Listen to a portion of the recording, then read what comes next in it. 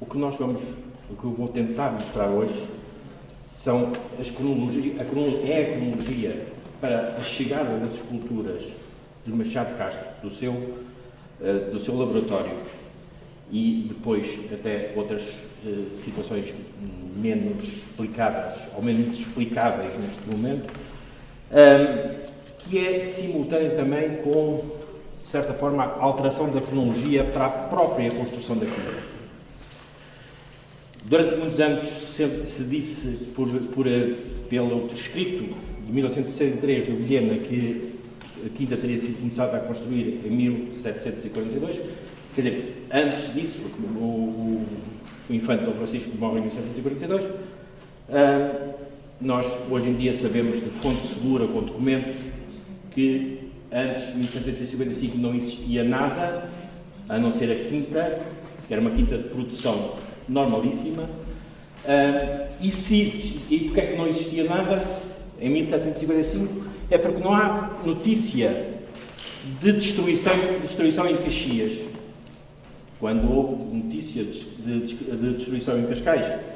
E há uma pequena notícia que é importante para este julgar das datas, é que a informação do que se passou no farol do Bugio é que subiu em 5 minutos cerca de 12 metros de altura à água. 12 metros de altura da água corresponde à onda de 10 metros, que é uma das hipóteses de uma das ondas mais largas, embora a de Cascais fosse de 20 metros. Se fosse 10 metros, o sítio onde eu estou a trabalhar agora em Caxias, na Casa da Fruta, teria inundado pela 1 metro de altura do sol.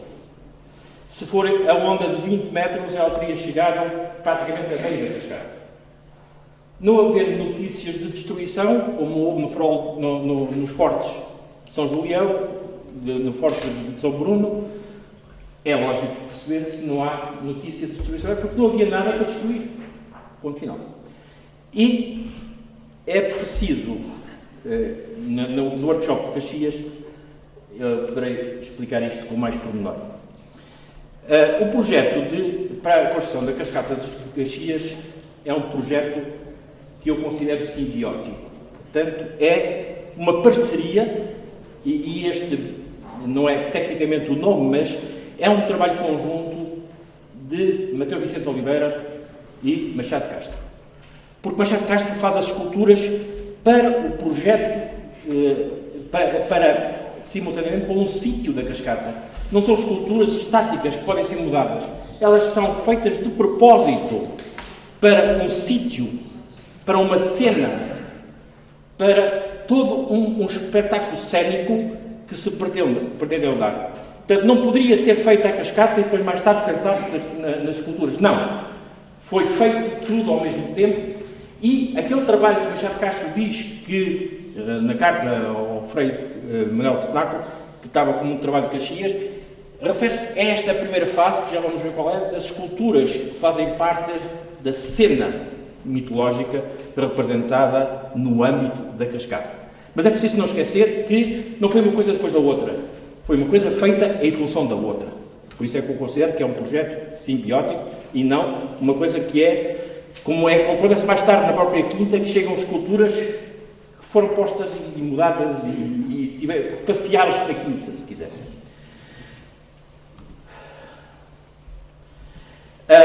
O projeto de Machado de Castro e de Mateus Vicente Oliveira, e porque é que eu digo que é Mateus Vicente Oliveira, é porque os documentos que eu encontrei até o momento de materiais fornecidos e mandados comprar foram quase exclusivamente, há uma exceção, dos vidros para o Mirante, do Mirante Caxias, que já vou dizer o que é, foram mandados comprar e pagar por Robion.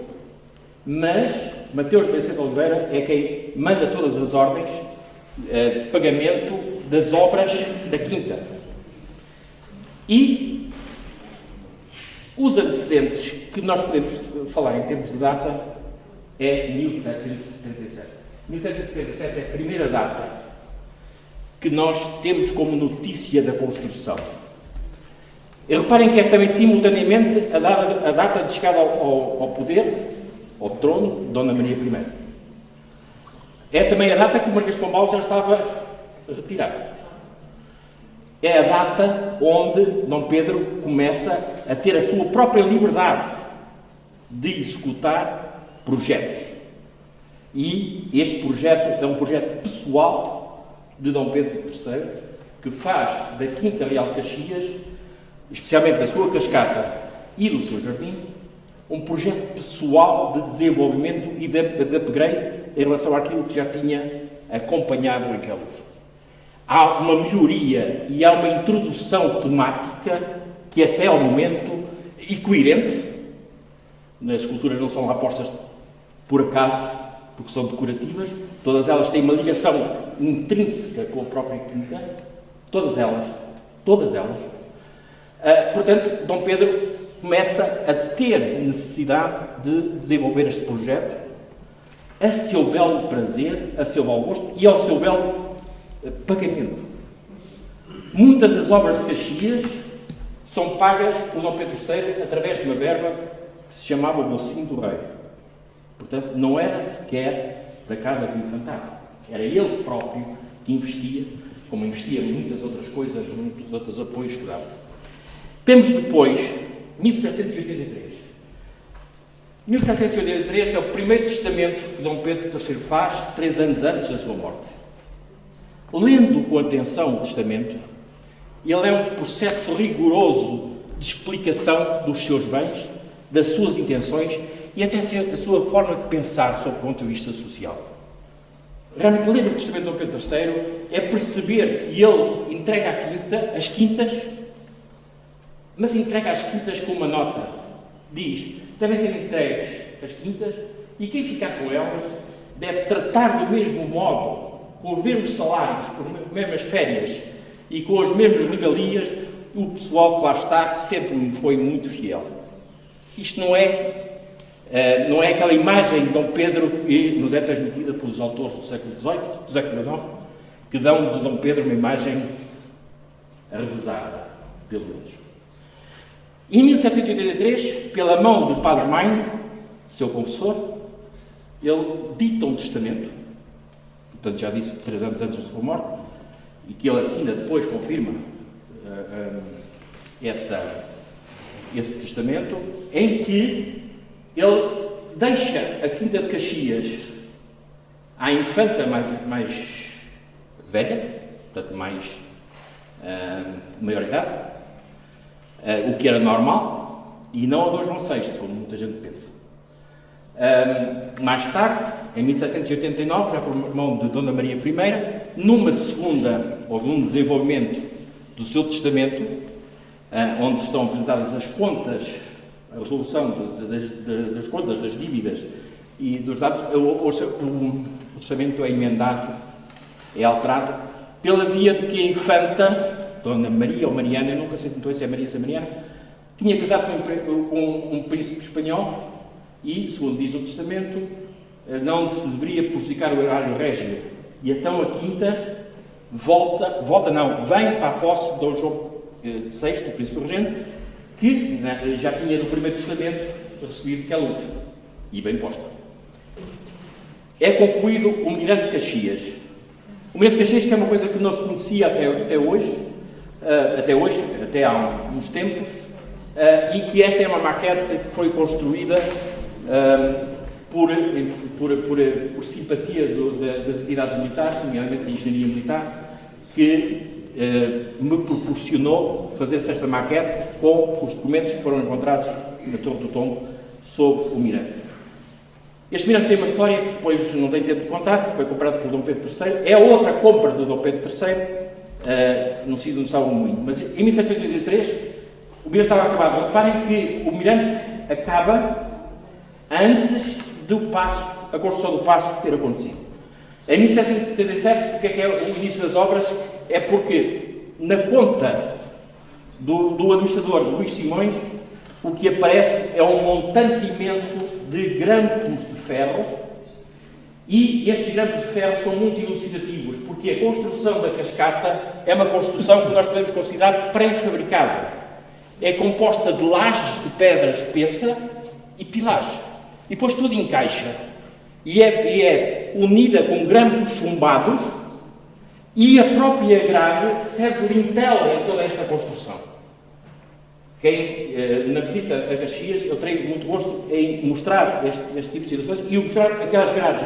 Aquelas grades não são normais, são grades fortíssimas para segurar esta construção. É em 1777, em setembro de 1777, que acontecem duas coisas. São a encomenda e o fornecimento e o pagamento por administrador, que era o administrador de Queluz e também de Caxias, Luís Simões, que se faz o pagamento destes grampos de ferro. Mas em 1777 chega 260 mil reais de bucho para a quinta, vindos de onde? De Queluz. O bucho para a quinta inicial veio de Queluz. Foi comprado em Queluz. Em 1783, lido o testamento de Dom Pedro III, já existia a cascata e a cena toda da cascata com a descrição das esculturas que lá estavam. Vou ter que andar para a frente. Nesta altura, não há nenhuma referência a jardim, nem as esculturas dos lagos. E a minha intenção é dizer que não existia nada disto, até porque, comparando a descrição que se faz no testamento entre os jardins e os lagos de Queluz, que estão descritos com todo o pormenor, em Caxias, pura e simplesmente não são referenciados.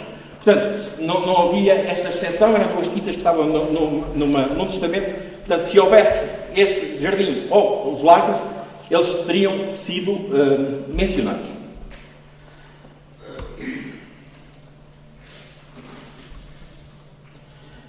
O que diz o testamento de Dom Pedro III diz, ademais, numa grande cascata com suas figuras da fábula de Diana e Acton, com as suas ninfas, duas escadas de pedraria, portanto já começa a descrição. Pois aqui o problema, pequeno pormenor, é se os guardas já lá estariam ou não, mas eu acho que os guardas fazem parte logo do início como situação de respeito, como elementos de respeito para o espaço mitológico. Portanto, embora não seja expresso que lá estivessem, mas faz todo o sentido que